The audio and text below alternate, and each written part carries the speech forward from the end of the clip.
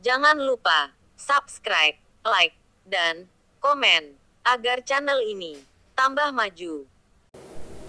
Episode 302 diceritakan sebelumnya, ketika kelompok Blackwater dihancurkan dan pergantian pemimpin, kelompok-kelompok lain yang ada di sana terkejut. Mereka pun mengadakan pertemuan mendadak. Mereka merencanakan langkah apa yang akan dilakukan. Akhirnya mereka sepakat untuk menunggu dan mengulur waktu. Karena di saat itu ada kelompok lain yang akan menyerang Blackwater. Mereka menunggu dan melihat siapa di belakang orang yang mengambil alih Blackwater. Karena mereka tahu ada kekuatan besar di belakangnya. Sementara Jordi pergi menemui gubernur. Tapi Jordi mengalami hal yang kurang mengenakan. Jordi diremehkan bahkan diusir oleh petugas keamanan. Hanya karena pakainya seperti orang biasa.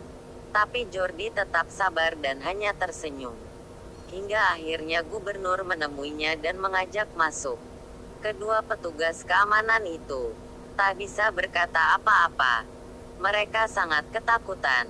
Terlihat dari wajah mereka yang begitu tegang. Mereka menyadari kesalahan mereka. Mereka tidak bertanya dulu siapa dan apa keperluannya. Malah mereka menghina dan mengusirnya. Hanya karena Jordi berpakaian seperti orang biasa. Tapi ternyata dia sangat dihormati oleh sang gubernur. Sang gubernur saja sangat menghormatinya.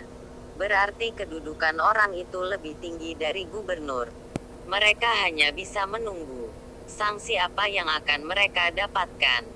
Abis kita, kata salah satu petugas. Lagian kamu tadi kenapa tidak kau tanya dulu?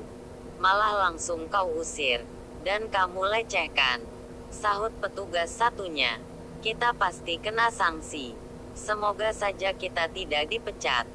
Gubernur Zian berbincang santai dengan Jordi di kantornya. Gubernur Zian mengambil secangkir kopi lalu memberikannya kepada Jordi. Bagaimana dengan rencanamu berinvestasi di kota ini? Tanya Gubernur Zian. Ya, aku akan segera menginvestkan uangku di kota ini. Aku akan membangun pertambangan batu alam di kota ini.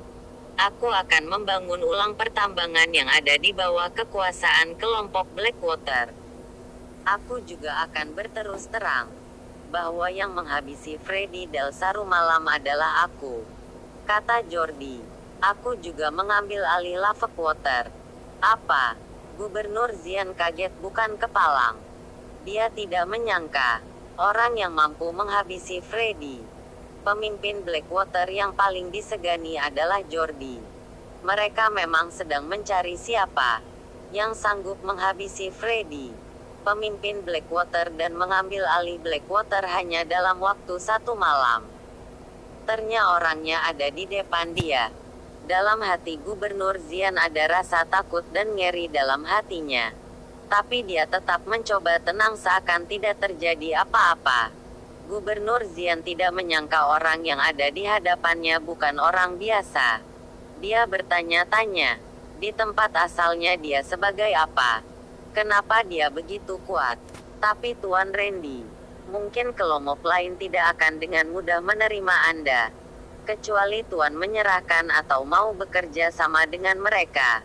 Mereka menganggap Anda bukan orang asli sini. Mereka tidak akan dengan mudah menerima Anda. Aku tahu karena aku sudah lama di sini. Aku juga tahu sifat-sifat kelompok itu. Baiklah, aku minta tolong kepada Anda untuk menghubungi mereka. Katakan kepada mereka maksud dan tujuanku. Dan juga tentang rencanaku yang akan memperkuat pasukan Blackwater dengan persenjataan modern. Aku akan memberikan dana yang besar. Sekitar 1 triliun untuk mewujudkannya. 1 triliun. Gubernur Zian tercengang. Uang segitu bisa 700 triliun. Mengambil uang 1 triliun tidak ada apa-apanya dibandingkan dengan total harta kekayaannya. Uang segitu belum termasuk dengan aset-aset yang lain. Yang terpenting keinginan dia tercapai. Negitu pemikiran Cordy. Tuan Jordi, Aku akan mencoba menghubungi beberapa kelompok besar di kota ini, kata Gubernur Xian. Kebetulan aku berteman baik dengan mereka. Aku akan berusaha meyakinkan mereka bahwa Tuan Jorvi dan Blackwater bukan ancaman untuk mereka. Baiklah, aku serahkan urusan ini kepadamu, kata Jordi. Aku akan sangat berterima kasih kepada jika kamu mau membantuku. Sama-sama Tuan Jordi. Aku juga sangat senang sekali bisa membantu Anda. Gubernur Xian membalas. Untuk rasa terima kasihku, aku akan mengundang Anda di jamuan makan. Aku harap Anda mau datang. Anda dan segenap jajaran Anda serta keluarga. Ini adalah rasa terima kasihku atas bantuan Anda. Semoga Anda tidak keberatan. Tidak. Aku sekali tidak keberatan. Aku pastikan aku fan jajaran di bawahku untuk datang di acara jamuan makan. Aku akan memberitahukan undangan Anda ini kepada seluruh jajaranku dan keluarganya. Gubernur menjawab dengan penuh semangat. Baiklah Pak Gubernur. Aku akan langsung pamit. Masih banyak urusan yang harus aku kerjakan. Gubernur Xian mengantar Jordi pulang sampai ke gerbang pintu, dan bertemu dengan dua orang petugas keamanan tadi.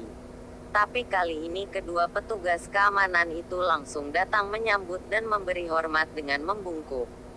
Mereka berkata, "Maaf Tuan, maafkan kami atas kekurang ajaran kami tadi.